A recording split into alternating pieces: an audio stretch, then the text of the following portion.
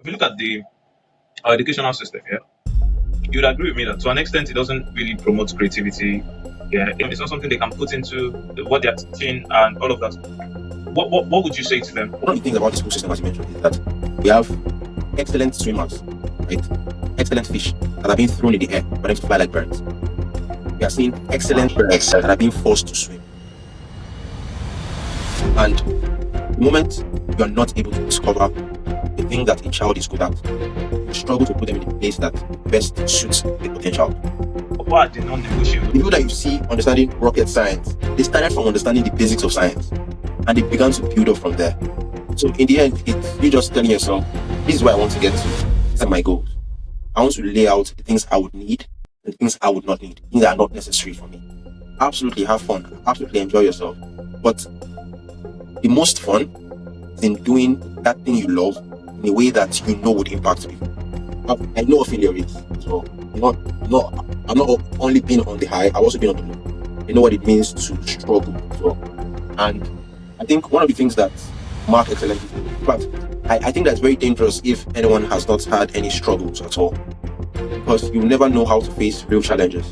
How Right. does your level of spirituality or religion you have, how can that rub off on you being excellent? What role does it play? Does it influence it? Because we look at cases where people that don't believe in God, people that are indifferent about it. So it's like what advantages could come in from bringing God into the things that you do? Imagine you create a phone, and the phone you put in so much effort to it, right? You made it so much rich, high-end technology, and I create that phone for you to do complex work. And then someone now carries that phone, and then maybe his chair is not balanced, and uses the phone to balance his chair. Is that a bad thing?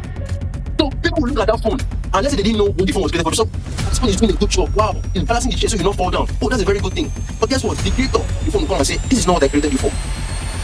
Think about it. Until you meet the creator, you can never know the full extent of your possibilities. You can never know how much potentials you have. You look at the thing that you are doing now. Oh, I'm doing this thing really. I'm doing this thing so well. I'm doing this thing to world class. And you're looking at you and saying, world class. I'm calling for you to do something even beyond that. Hey guys, you're welcome to another episode of BST Podcast, Beyond Surface Talk. And this is a very special session because it's the first time that we're live. We're using a video. Usually, for our past episodes, it has always been audio, and I'm excited. And what's more exciting is the person we have joining us. So I am Martin. I think everybody's going to introduce themselves, but we have a special guest, and I'm really happy. Yeah, so I'm going to pass the mic to Simon and then Charles. Hey guys, it's so good to be here again, and I'm so excited to be here today, being the first of the first of many, the first video we're making. Yeah, so good to be here, and yeah, I'm also excited. We have a guest. Trust me, guys, there's a lot we have to talk about today.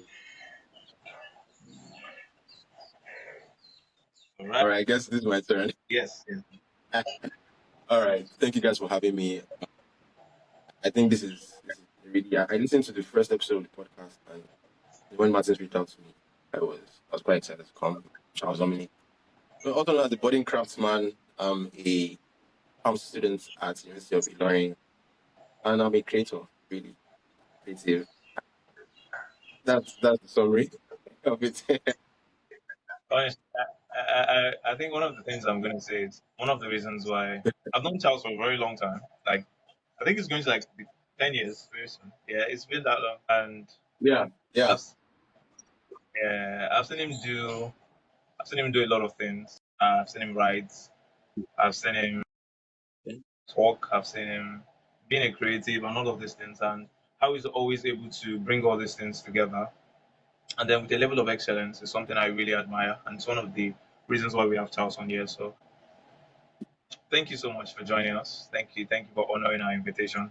It's a pleasure. We are really happy that decided to do this. And as I said, it's also is the founder of Budding Craftsman. Yeah. So basically, I would just like to start by saying that amongst many things, one thing I admire so much about Charles is ever since I've known him. Yeah. So ever since I've known Charles, I've always known him to be someone of excellence, someone that whenever he puts his mind into something, He always gets through with it, and that's something that I really admire. And it's one of the reasons why we have him on today's podcast, just to talk about that, to talk about the nature of that, and how he has been able to develop, such level of consistency with excellence. Yeah, I remember that it was like the one guy that's always sitting at the back that you just almost never. He's just there, just doing his thing. Everybody else, I'll just be there wondering who's this guy, and he's always just into himself. And I think one thing um, I know about him is across in the things that he did, he thrived at it. Yeah, and I want to start by asking, yeah, when did you realize that you were operating on a different level? Yeah, let's say amongst your peers, and was it like a conscious decision, or was it something that just happened? Okay, I think that if I look back, I've always just loved learning. It was basically my hobby. So let me give an example. I think one of the reasons why my things I did in primary school, secondary school, why I was so excellent at it, things you saw me do. I think one of the reasons why it was that way, particularly, was it was just my hobby. Like it was literally my hobby. So at the time, if I want to have fun, I would solve mathematics. My fun was solving math. So my fun was reading maps. So it's not the average thing that everyone would do. So Yeah, I wouldn't say that it was particularly because I had these goals, or I mean the competition was there. I mean there was competition and all of those things. Definitely you went to any primary school or secondary school in Nigeria, they would make you compete. exactly. When they will have first position, they would make sure that the system is made for you to compete. But starting off, it was not because I was looking for competition. I just it was something it was kind of a yearning, and over time I got to understand it. And it's as simple as when I'm given an assignment, I would always try to put in extra, and it was because I don't know. Over time now, I now understand why that was, but it was because there was just a yearning. Really, there was just something inside me, and I now understand it. To just want to give just a little bit more than what everybody else would give. Absolutely. And over time, I've come to understand that. Yeah, I've come to understand now that it's that who man is made to be excellent. Actually, man is there is a breath in man. There is something about man that makes him. If you get to your very core, you want to you want to do excellent, because excellence, first of all, is a spirit. I didn't understand that then, and it was basically you just having fun, as I said. So imagine someone that solves math for fun. But why I didn't read for math? I didn't study. So and I had an A in math. So it was because it was obviously something that I just loved doing, and it was because one of the ways I studied it was in just breaking it down to the very very simple principles and then building up from there. I just understanding that when I used to tell people that this thing is actually simple, it's like that to anybody that understands the principle that works behind the scenes. So you can look at all these numbers and be so confused, but then you understand the intricacies of it, and it becomes very simple. And again, like I said, just to answer your question, the first thing for me, the starting point for me was I just loved it really. So there was not any particular desire that I had personally, but over time, I've come to have better understanding. Yeah, I think that makes a lot of sense. That makes a whole lot of sense because just for more context, yeah, I met Charles in my senior secondary school. Yeah, and I remember then I think maybe the first time or something, they were like just these two guys. One is at one end, the other one is at the other end, and then the rest of us are in the middle. And yeah, actually, and then these two guys happen to be, there's Charles. They happen to be so good at, a lot of all these things. And and one thing I noticed is if the results were out, there's this consistency. It's always nailing it and all of that. And I'll be like, what kind of discipline does that entail? Yeah, but I think you saying that now that it comes from a place of hobby, just something you just enjoy doing. It makes absolutely sense because it was just like something you just did for fun. But for the rest of us, then it was war because we're doing it just to get out of the situation or get the assignment done or just class and all of that. And I think that makes sense. And I think that would lead me to ask my second question, which is that particular hobby, yeah, would you say is something that's was would you say is a factor of maybe your environment or the people you have around? Like I feel like the things that we pick up sometimes it's as a result of what people rub off on us, or something that I don't know. Would you say that your environment maybe played a factor, or what played a factor, or what influenced that hobby to grow and become just a part of you? Okay, so I don't know if you're going to still ask about the discipline part, but I have a story to share about that discipline thing. So there's a way that people look at creatives and be like, you guys are spontaneous, just like the hobby I have, or you just love it and you just do it, then you have structures around it. But then maybe I would answer that one after. But to answer your question about the environment, to be honest, when I think about it, I didn't particularly have structures around me that ensured I pursued that, right? But one thing I knew about my mom, and this is something that when I think about now, is that she was she was never particular about my results, right? She would never try to say, "Oh, you have to get these results, you have to do this," or even when I did not do well, she never came and said, "You should do better." She was never like that. She was, how do I put it? It will sound nonchalant, but not that it was nonchalant. She just allowed me to be Like, myself. mm, Right? Yeah, She gave like me no pressure. every. I sorry, I didn't get that. I feel like no pressure from her. Yeah, exactly. There was no pressure. There was no pressure at all. Like I didn't have to prove anything. Right? So to her, she always just knows that this guy is intelligent. So no matter what happens, even there was a particular Yoruba was a terrible subject for me, right? And the funny thing is that there was never. She was just like, oh yeah, when you get to SS class, you drop it, and nothing like that. There was never any pressure, but she would always encourage me, right? She was someone that when I want to wake up to reach when she was my alarm clock, right? Even when sometimes we get to a particular point where I want to sleep, and she'll wake me up, I'll still sleep and sleep. She'll just leave me alone. The next one, I'm like, Mama, why didn't you wake me? I'm like, you that you're sleeping. I'm not even waking you up again. We just have this cordial relationship, really. I can't remember a particular time where she was so hard or so strict, but that gave me kind of like an opportunity. She's my friend, basically. That kind of gave me an opportunity to grow, an opportunity to just be myself, really. As you said, there was no pressure. So when I look at, do you have any elder sibling around that I would say, okay, I was looking up to, oh, this person is doing so well, I have to also do so well.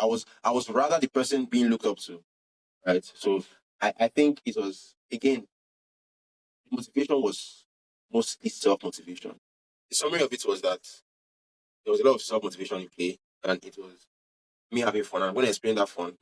But one of the things that I found was that when my mom raised me, there was really no pressure from her. She just let me be myself, right? She was more confident in me than I was in me, right? So having someone look, there was no pressure at all, right? And that gave me just an opportunity to grow. I was not doing anything because, oh, I want to please her.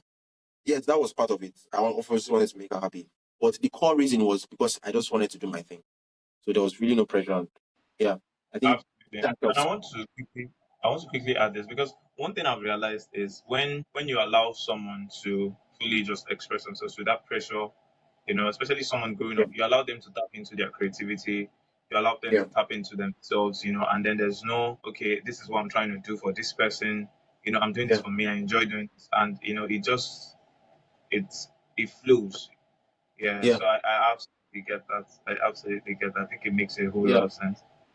yeah.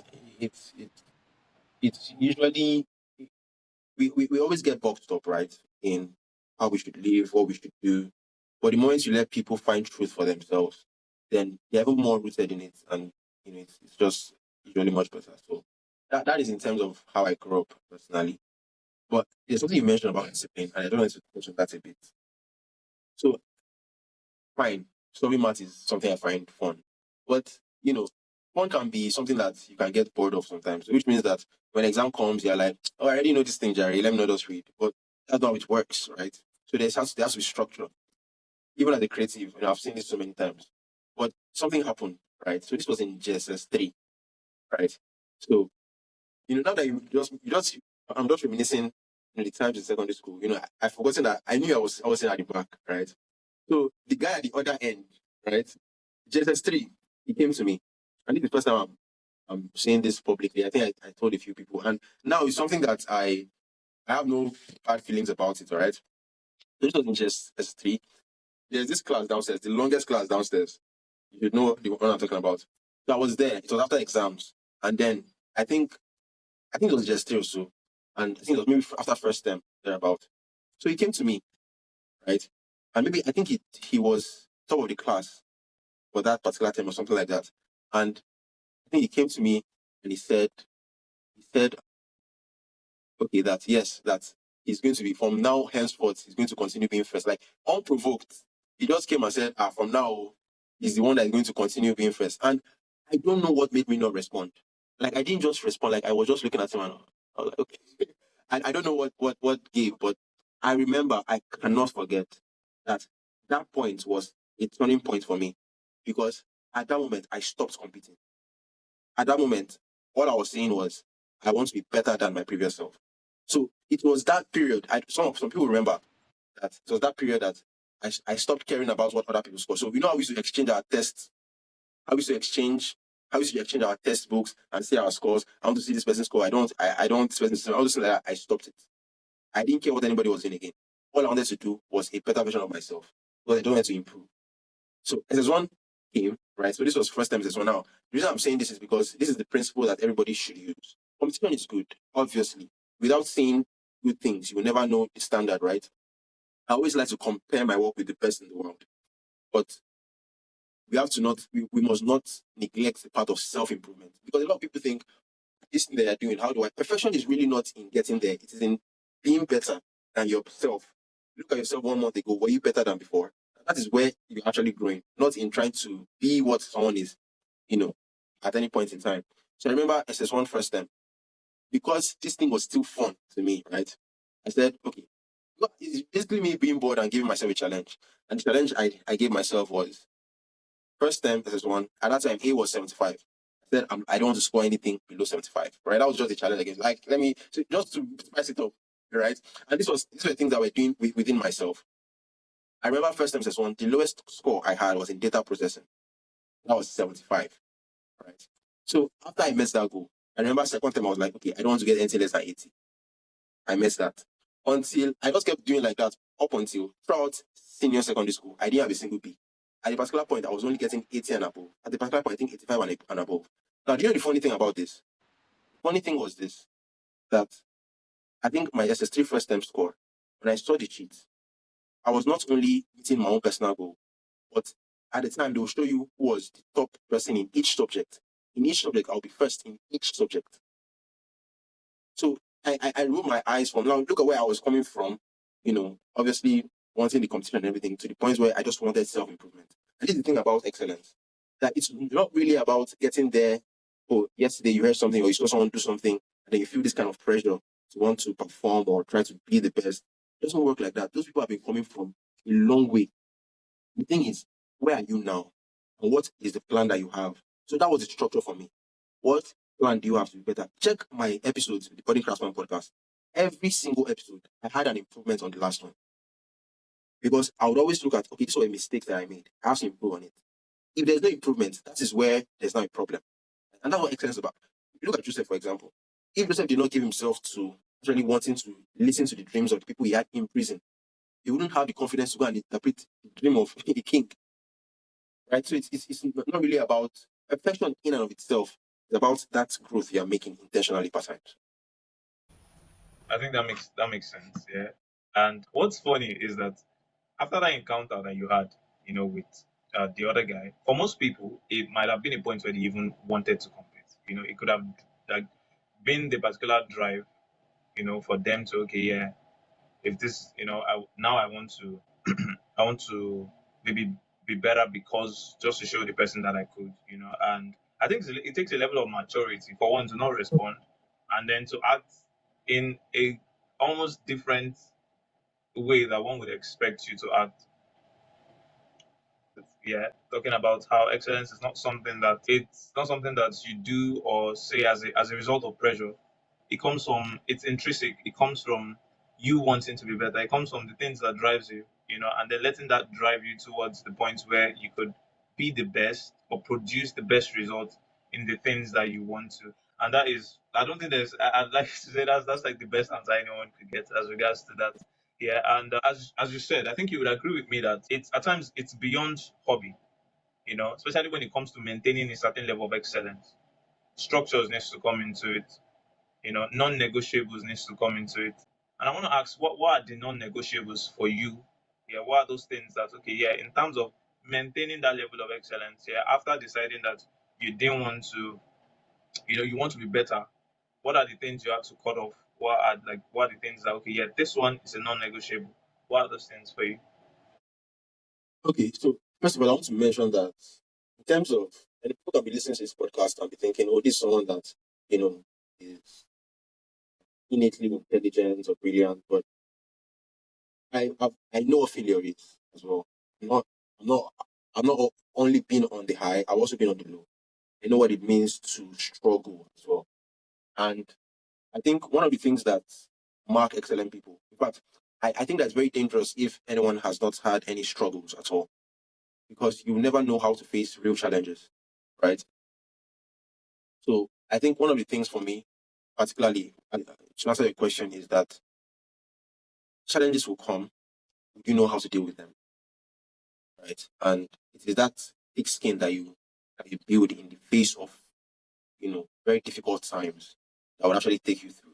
So one of the things that I like to put in place is that when those difficult times come, how do I respond to them? How do I go through that period? How do I learn from that period? So it's about learning from previous mistakes. What were the things I did wrong then? What are the things I'm supposed to do right now?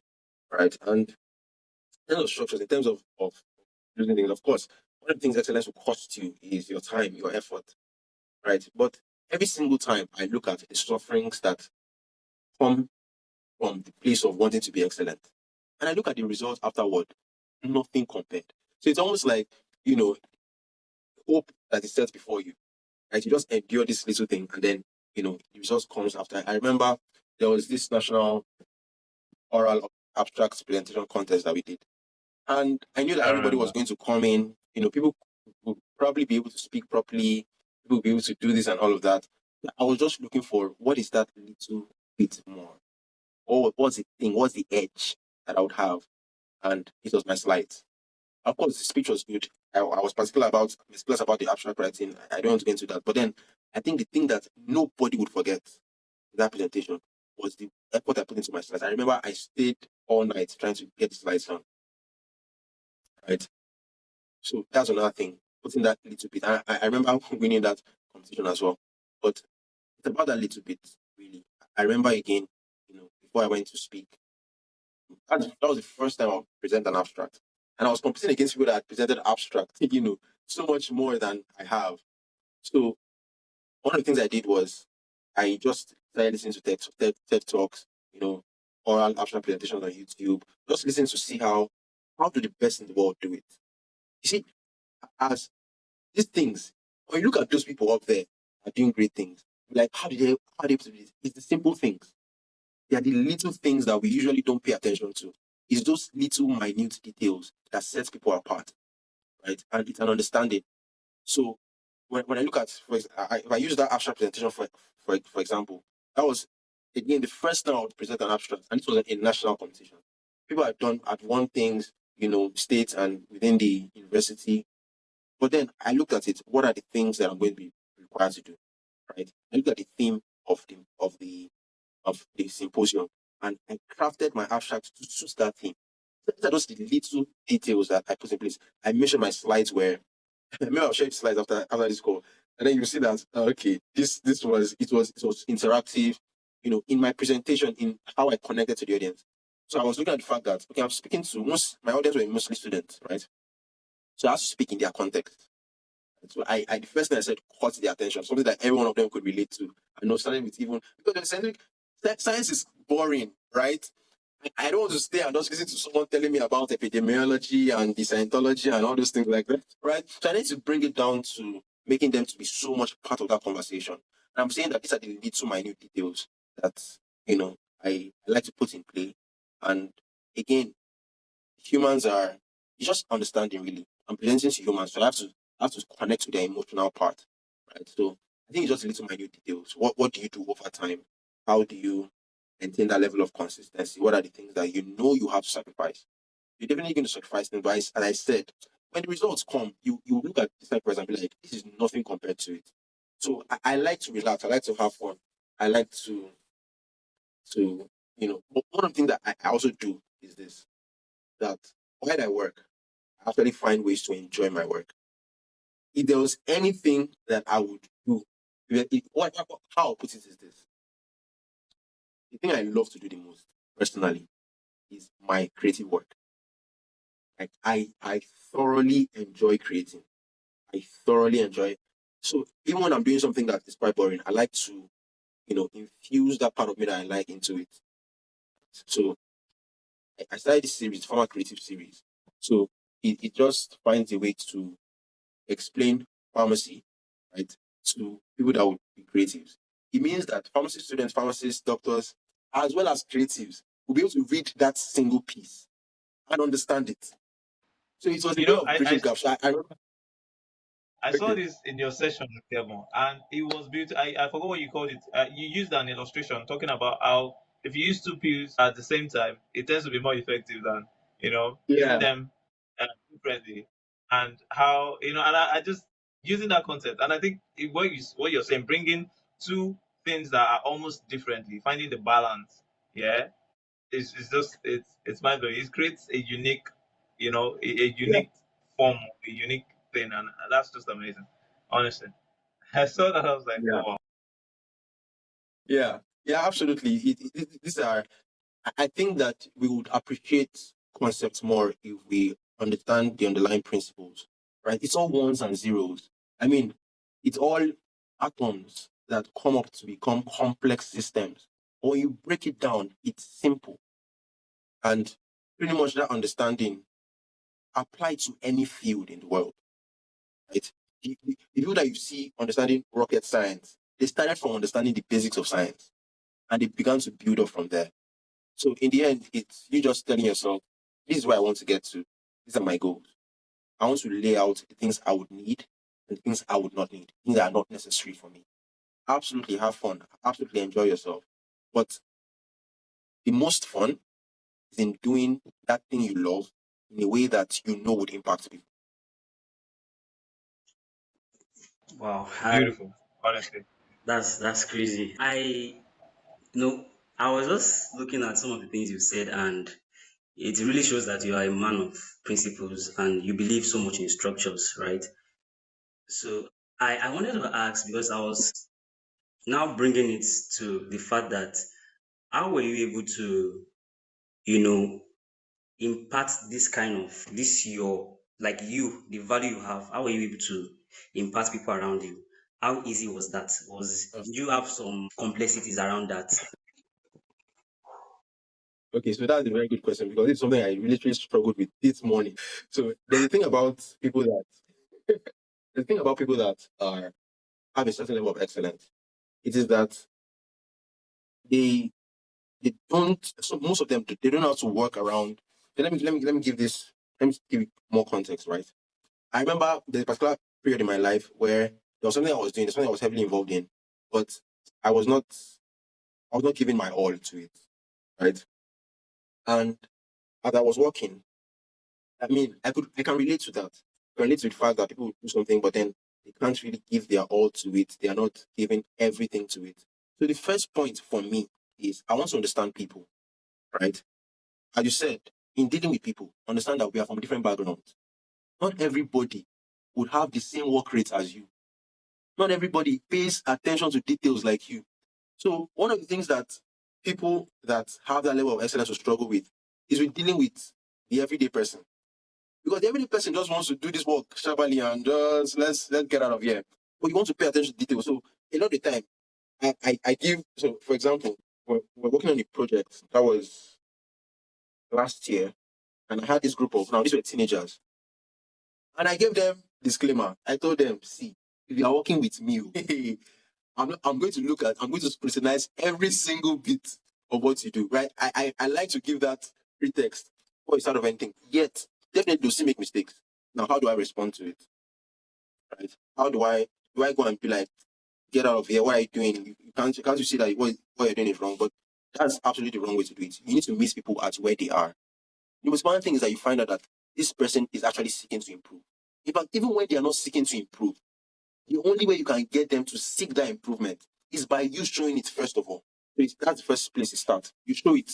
You do everything possible. That really, leadership is not about having people just follow you behind you.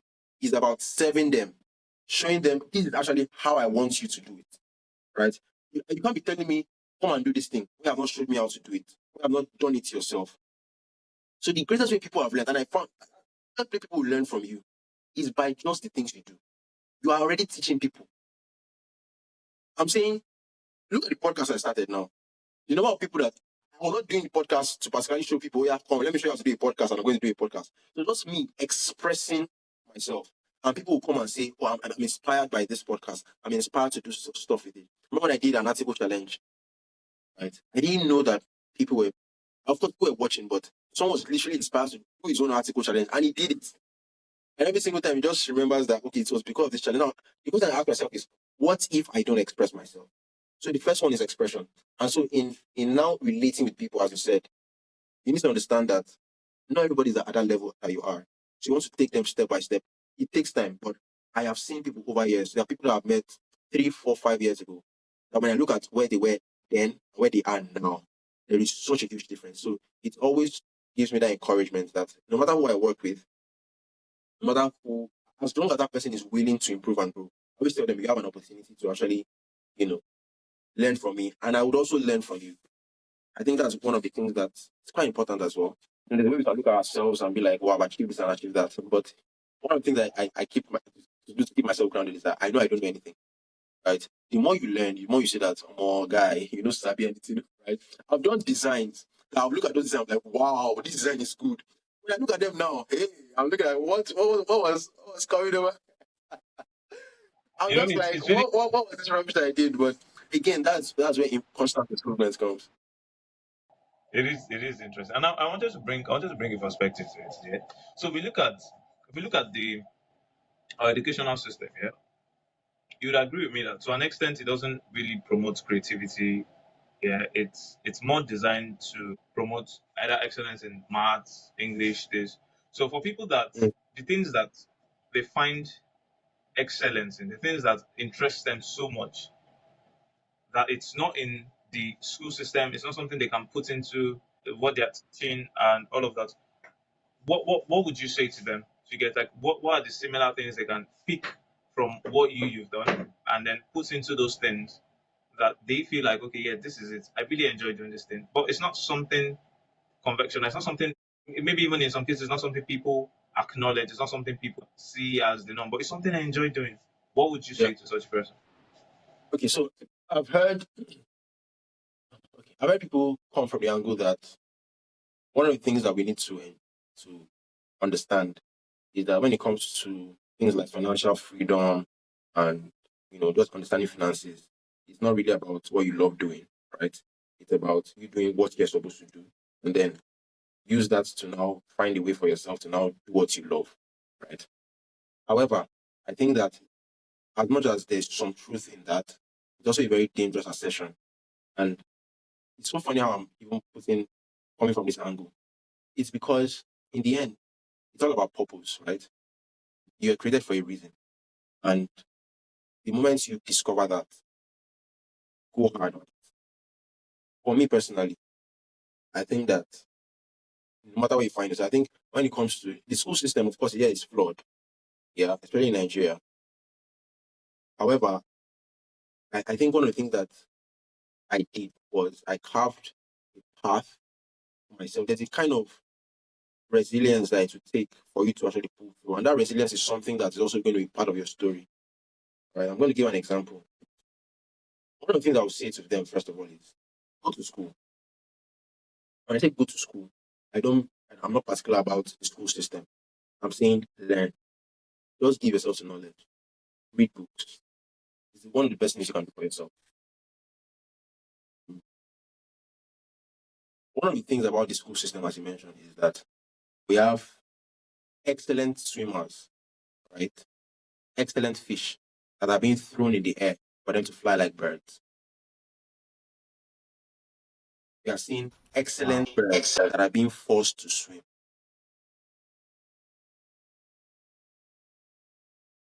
And the moment you are not able to discover the thing that a child is good at, you will struggle to put them in a place that would best suit their potential.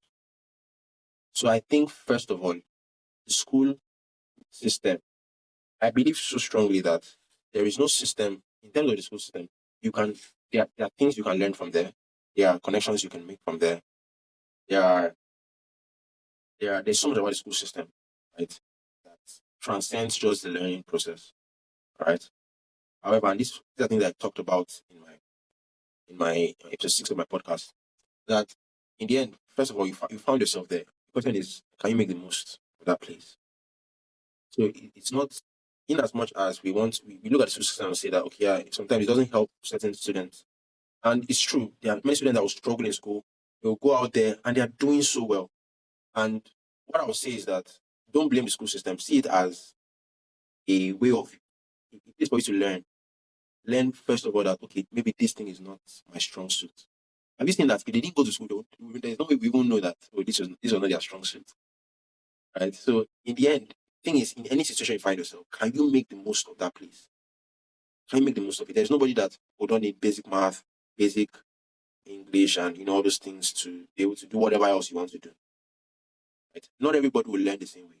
In fact, teaching methods sometimes can be the issue why some students are struggling. So it's a That is whole lot of things. The student that you might even look at and say, oh, maybe this one is not for school. Just change the teaching method. And you found that student to thrive. So I think a lot of factors are coming to play. But what I would say to anybody that is in school and probably struggling, saying, oh, this is probably not for me, maybe I'm supposed to be more in creative line. You never know where the knowledge you gain from there will help you. You just never know. So the issue is, where do you find yourself now? Make the most of it. absolutely. I think that makes sense. Wow. Simon, what do you have to say about this? Do you have any?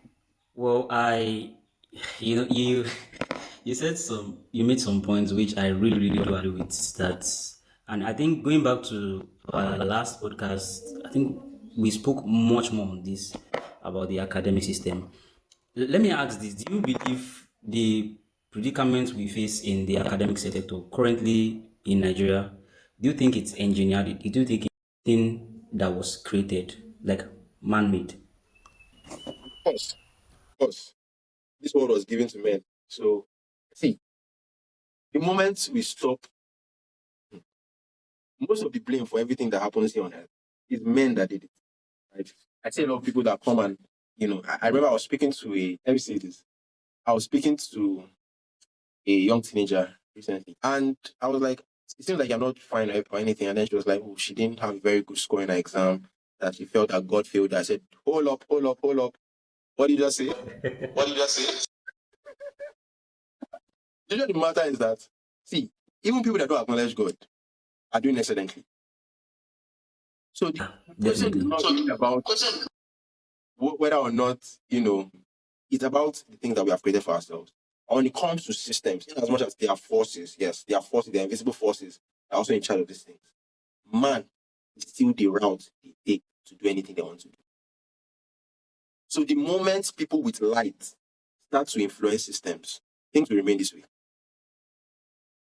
It's only that you mentioned that even people that don't believe in God are doing excellent Yeah. in various things. Yeah, and that just drives me to ask, yeah, which is more like the next part I want to talk about, which is what spirituality or religion meets with excellence. Like, how can or how does your level of spirituality or the religion you have, how can that rub off on you being excellent? What role does it play? Does it influence it? Because we look at cases where people that almost don't believe in God, people that don't believe in God, people that are indifferent about it are doing so well. So it's like, what advantages could come in from bringing God into the things that you do and all of that? Okay, so to answer the question, God was the one that put everything I'm doing into perspective. Now, at the particular time, I was doing all these things because as I said, it was something I really loved doing, right? But I never really thought of kingdom, right? And so we're going to use that word a bit, right? Kingdom. And it's first the mindset. Now, this is the thing about the kingdom of God. The kingdom of God, Jesus was saying in John chapter 18, verse 6, that his kingdom is not the kingdom of this world. It means if atheist A is doing, or let me say, if an atheist is doing something so excellently, world-class stuff, and kingdom-minded Christian, please note that I said kingdom-minded Christian, is also doing something excellently well at that same level, right? The kingdom-minded Christian understands that what he's doing is going to transcend this world. It's not just going to be something that, because we all die. So the question is, why even do what you're doing? If everybody would die, right, what is the point of you putting in the work and to be excellent and even trying to make a name for yourself? Because in the end, at one point, everybody will go and everybody will forget you.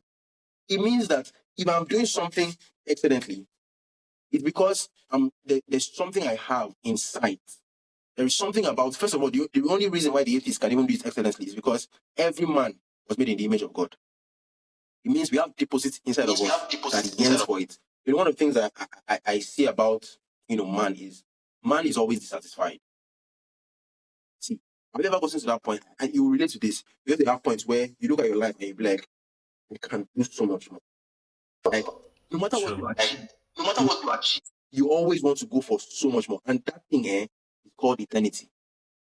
So Solomon was writing in Ecclesiastes and he says, God placed eternity in the heart of man. Do you know what that means? It means if I give you this entire world, at a particular point, you would yearn for something beyond it. Jesus was saying that what does it profit a man to gain the world and lose his soul? It means he put the soul of man, of one man, on the scale and put the entire world on the other scale, and the soul of man outweighed it. So, in terms of me approaching it now, the moment I had a serious work I had a serious work with God, I began to understand that even all those things I was doing, if I did not do them without having and understanding the impact that it will have on people, is that you doing those things now to what end, really, right? All you want to do is you want to shine light. For me, excellence is like a basic thing that every Christian should have. It's like you just it should be your oxygen, breathing and breathing. It's just it should be the I mean, baseline. you can say that man was made to be excellent at things. Yeah. Exactly. But So I want to bring another perspective, though, which is still yeah, with the atheists. Yeah, we look at things like, or cases where they say, yeah, the fact that I'm atheist doesn't mean I don't believe in purpose, and then they that are doing so well, they take money, they fund projects, they do this, they do that. It's more like, why should God come into this? If I can already do so well, and if you bring the perspective of how I'm going to eventually die, they can say, okay, yeah, my wealth, I'm not using my wealth in most cases for myself. Yeah, maybe I donate to charity every month, or I donate to charity every year. So it's like, how is God important in that? Like, I'm already able to do this, and like, why should I choose God? Or how does God? I already have so many things in place. okay. So God God's issue is not coming to come and solve the problems that this world has. God did not come for that. All right. God did not come so that you can be a better architect or they can be a better creative. That was not his purpose for coming. They were absolutely amazing creatives, right? We see people that were there even before Jesus came. Let's look at Jesus' coming as, God coming to come and actually do what he intends to do for mankind, right? And before then, there were people that were doing, the first person to play instruments, Jubal, did not have any relationship with God, right? He invented instruments. So understand that, first of all, God gave man this earth. He says, subdue it, have dominion over it. It means when you see people doing stuff, it's because that's what they should do. That is what God actually puts in them to do. So the question is now, why is it that I will come and involve God in it? And this is it. What God is bringing, again, kingdom mindset, is that He wants to show you something beyond this world. He wants to provide you with a purpose that transcends. It means my yearning now is that everything I'm doing will not stop here. I'm not doing things because of just this ephemeral realm.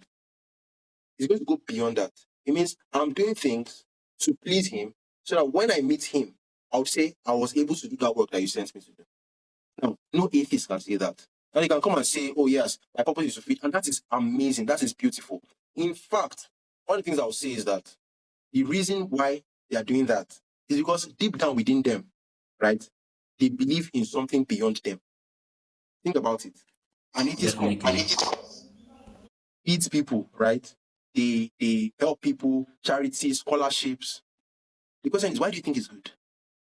Where do you get that morality from? Where do you get that sense of good from?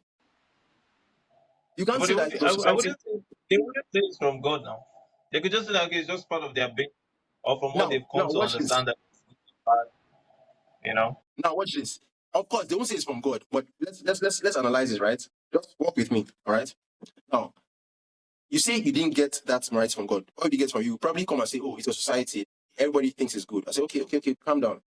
It means that you are trying to say that the moment everybody decides to say one thing is good, does that thing make it good? Okay, let's take murder, for example. Now, you come and say that murder is bad. I'm going to ask you a question. Why do you think murder is bad? And then you say, I mean, everybody has looked at it. Logically, they have seen it and said murder is bad. I say, okay, you're trying to say that you are getting that from what everybody's saying from society, right? Okay, beautiful. If today society comes and says murder is good, would you agree? Now, they will most likely say no, but they will never want to answer the question. Do you know why? The moment they answer the question, it means that they are referring or they are beginning to agree with absolute morality. Get me? Absolute morality means that there is good and there is bad. Now, if there is absolute morality, that means there is only one person that would have given that morality. It means the moment any society deviates from absolute morality, are you getting it now? So the moment one person deviates from absolute morality, it means that you are deciding to do your own. It means if you go to a place where slavery is a good thing, would you now say, oh, that's what they believe and it is good? No. You say, no, this is wrong. How do you know it's wrong? If there's no absolute morality. Wow. But Say, if there are few people that that's to an extent slavery is right. You know, there are places whereby people still practice that. You know, and more than so on the other end, if you look at terrorists, yeah, someone calls this terrorists, they believe in the purpose. They find purpose in even murdering people. They say, okay, yeah, in me doing this, yeah, there's a reward for me or something. You know, they find purpose in that. Or at times too, I do believe that sometimes too, it comes to maybe through trauma, some of the things they've gone through, and then they feel like, you know, if I've gone through this, what makes you think? Or they just create a sense of okay, yeah, this is what's right or this is not what's right. I mean, if you look at cases of slavery and murder, there are people that justify that. okay, so in terms of people justifying those things, right? So now, for example, let's take the murder of an innocent person, for example, right? On the road, you just come and you just kill the person. Do you think that there is any society that believes that's right? If you are that purpose, maybe the person is not doesn't believe in their religion, and I'm like, okay, because Okay, you don't believe in my religion, I can kill you. You don't have to okay, offend me. beautiful. Okay, beautiful. Now, where we are right now, does anybody, well, of course, there are people that believe that's right, but then right now, would you see that and say that is right? Absolutely not. Okay, so which means that the average atheist will come and still call certain things wrong, right? Yeah. Now, those things that he calls wrong, some people might be calling it right, but he will not agree with them. So if we all say, you know what, let everybody, run things with their own opinion, do you know that will make us? It will make us do things as we like. It means that the moment I bring, maybe I go to a country now, I take 10 of my family members, and we believe that maybe killing people anyhow is right. What do you think will happen to us in that society? I think I get what you're saying. That even for certain regions, there's still a sense of unity in their beliefs. You know, the good and bad. Exactly. So I guess Exactly. You see, that thing about good and bad. Now, it defeats the atheist view. Let's call it their mindset. Do you know why? The atheists believe that everything came from nothing, right? So which means that there is no God. If there is no God, it means that we are all just atoms and chemical reactions. If we are just atoms and chemical reactions, why do we have emotions? Why do we even have opinions? Why do we think something is good and something is bad? True. I mean, So, if I were to back your point, yeah, I mean, we also look at things like the way the world is designed. It's almost as though it was yeah, perfectly designed. We look at gravity. yeah, We look at yeah, how the sun is not too hot at the same time. It's not too cold. The earth is in the perfect place. It's not. If it was farther, we might not exist. If it was closer, we might just burn. yeah. And all of these That's things. the, It that's actually. that's another argument of intelligent design, which you could also use to bury analytics. But then they always bring stuff like so sorry. They always bring stuff like it's possible for things to just come and just have a design. But in the end, when you look at them and you ask them questions about morality in the sense of it just defeats it completely. But then so I think the atheistic mindset it's so far fetched, right? It's foolish, as the Bible says, fool says in his heart that there's no God. It's a foolish way to look at life in and of itself, because everything around you would look at the building and you say someone built it, right? But you look at the world and be like, it came from nothing. I think it takes so much more faith to be an atheist than to even believe in God. True. True. True. Absolutely. And let's just go back to the question, which was being, or where does religion or where does believing in God, how does that influence excellence? Considering the fact that people are to be able to an extent, be able to create a certain level of Yeah, excellence without God. Scratch. yeah. And this is the simple answer to it. I want to keep this very short.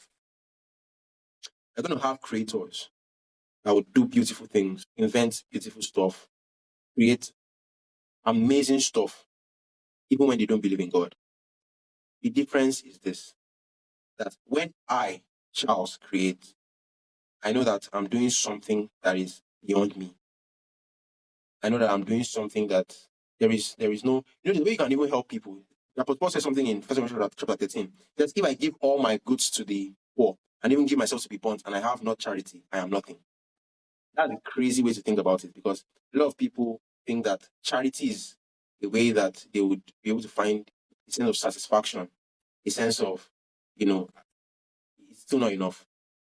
I'm saying it's still not enough. That you can give everything to people, you can work and do stuff for people, but then there's this sense of dissatisfaction within you. And that void is because you are created in the image of God. What does it mean to be created in the image of God? It's like a glove. Let me see if I can get a glove. So if you are made in the image, this glove was made in the image of my hand, right? It means that for it Yes. to be functional, it requires that I slot my hand into it, right? For it to have any kind of function whatsoever. If we are created in the image of God, it means God would have to be in us and work through us for us to have any kind of functionality. We look at the beautiful things people have done and they are wonderful stuff. But remember Cornelius, he was also doing this thing. He was giving alms to the poor, he was helping people, but he knew that there was something that he didn't have, right? And he was always praying, but then he did I not have that connection that he wanted to have, right? In the end, if you are made in the image of something, it means that you must partner with that thing you are made in the image of to actually be functional. It's a very beautiful thing for us to just come and do stuff that seems good. Because imagine you created a phone, for the phone to be used to call people and communicate and exchange good wishes or to stay in touch with your family. But that phone is now being used for scam activities. How would you feel about that? Now, Mm. in the end, the person doing the scam can say, I'm using it to feed my family now. I'm using it to do good, right? Or that same phone. Let me give you an example. So it's something that would work. Imagine you create a phone, and the phone you put in so much effort to it, right? You made it so much great, high-end technology, and I create that phone for it to do complex work. And then someone now carries that phone, and then maybe his chair is not balanced and uses the phone to balance his chair. Is that a bad thing? It's not a bad thing, but it's doing Is a it? good purpose. So people will look at that phone, and let's say they didn't know what the phone was created for. So this phone is doing a good job. Wow, it's balancing the chair so you not fall down. Oh, that's a very good thing. But guess what? The creator of the phone will come and say, this is not what I created you for. So in the end, it's not about doing good things. It's about doing what you are supposed to do. What is your purpose? And you can only find that in him.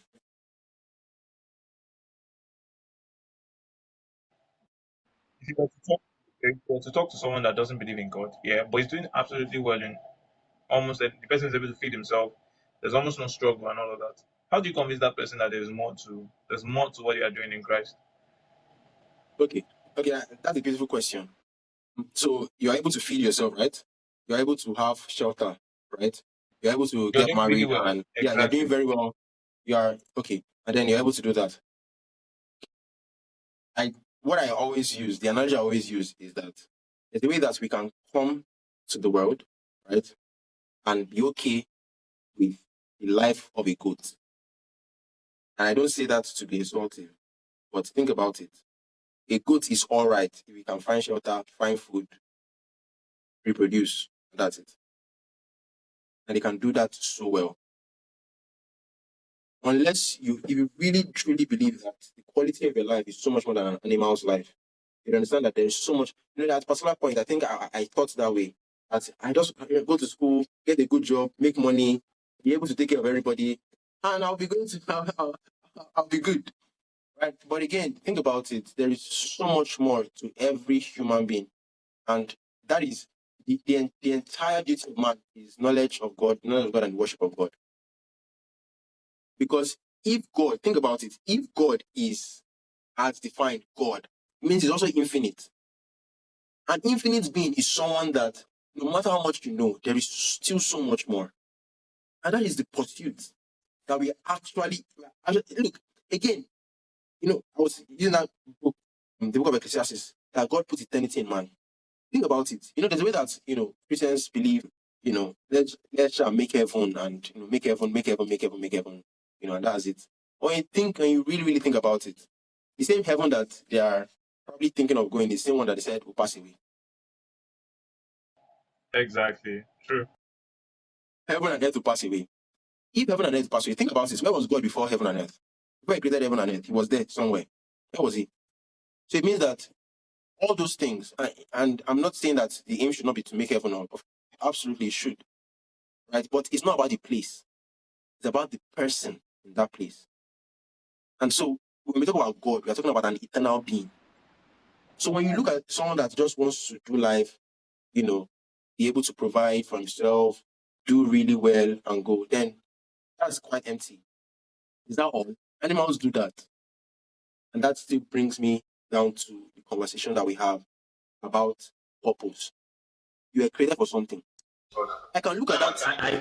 It can be okay. The best phone now is probably like an iPhone 17 Pro Max or a Samsung. Take that phone and it will work very well as a chair balancer. But it was created to be so much more than a chair balancer for many, many amazing stuff. I can start thinking of many different things I can use for it that would also be considered good. When I go to the creator of the phone and say, why did you make this phone? They will look at me and say, I made this phone. Means that think about it. Until you meet the creator, you can never know the full extent of your possibilities. You can never know how much potentials you have. You look at the thing that you're doing now. I'm doing this thing I'm doing this thing so well. I'm doing this thing to world class. And he's looking at you and saying, world class? I'm calling for you to do something even beyond that. Because we are so boxed up in our heads that, when we get to a particular level, we are good. And he's saying, come up, let's do so much more. I can make your name transcend time. So every I single think time. that's an amazing illustration. The whole funny illustration really explains it, in the sense that you cannot know the purpose, or you cannot even know the full Okay. extent of the purpose until you meet the person that designed it. I saw two grown people at the station, and they were watching something on the TV about how rockets, all of these new ones that existed, and then they're like, oh wow, these wise people, they've gone far, or they are so much intelligence than we are, and we look at these things, instantly my heart sunk. It was almost as though we've come to see less of ourselves. We don't believe that we have that level of excellence, or we can create that level of excellence, or we can even create something much more than that. And what do you think should be done in light of helping us see that there is more to us, and we're not just we're designed to. It's so much easier. Others, you need a lot of power to do it. But it's still so much easier to take a people out of Egypt and to take Egypt out of the people. Do you know that at a particular point, God told Moses, I'm just going to clear these guys. I will start a new nation from you. Do you know what that means? It was like, I can't deal with these guys again. In fact, he literally did not allow them to enter the promised land. So just Joshua and Caleb from that generation, just two people from an entire generation was able to make it into the promised land. So it's so crazy that, look, when I hear things like this, in as much as I always want to believe in the fact that people can change, I understand that there are systems and structures that are ensuring that people are in that place. So the thing is this, as Martin is here, as Simon is here, Simon is able to now go on from this conversation and speak to someone else and say, look, this thing, you have to get out of it. And that person goes on and goes on and goes on and goes on and goes on. We have platforms like this. We speak about these things and it made the people's eyes begin to open. Now, it is impossible for us to actually take people away from that mindset if we do not also create systems and structures just like this podcast to ensure that people begin to see beyond this useless nonsense mentality that they have. When you hear certain things, you just know that these were years and years of programming in their mind. So as I said, it's so much easier to take people out of Egypt, but to take Egypt out of people, difficult. Bro, beautiful. I agree with you. But taking responsibility, it starts from us. It starts from us taking, putting ourselves out there and changing this. Because if we're waiting for the perfect person to come and change the systems that we talk about, or start talking about these things that we're saying, then it just might never happen. So, Charles, I don't know, do you have any final, just Yeah, I'll say you have free will. I think free will is a beautiful gift that God has given you. You decide what you want to do. You decide, when that angel came to Joshua, Joshua was asking him, are you for us or are you against us? He said, look, bro, I'm not taking sides with anybody. I am with the Lord. At the moment you begin to understand that I would rather side with the one in whose hands everything is. He even gave you free will to choose. He's saying, look, this is light, this is darkness. Choose light. This is life, this is death. Choose life. And I'm saying that we should make the most of that free will. You have the opportunity to change things. It's in your hands, literally. God has actually given that to you. So I want you to make the most of that free will. Don't think that change will come from one superhero that will come and save us. So actually start from you. If you want change, you have to start from even the most minute things that you do. So it's really pretty much starts from you. If everybody has this mindset, we'll be okay. In fact, I'll put it because you mentioned spirituality. If every Christian actually behaves and acts like a Christian, there'll definitely be changes. I mean, even if we are not as many, the impact will be so much more massive than what we have. So I would encourage people to give themselves to light, give yourself to understanding, just learn stuff, play for yourself. Don't give yourself to the programming. Forget the media. Social media can make you think whatever it wants you to think. But go for truth, go for light. Seek truth. When we say you have an open mind, you have an open mind. An open mind is like an open mouth waiting to clamp down on something. So the moment you have not clamped down on something, that open mind is there, beautiful. But then you have to get to the point where you clamp down on something. You have to clamp down on truth. All this thing I'm saying, doubt it. Go and check it. Study it. Ensure that what I'm saying is right. Fact check me. Ensure that all these things I've said are consistent with reality. That's the only way you solidify the conviction that you have in things that have been mentioned in this podcast. Thank you so much for having me, guys.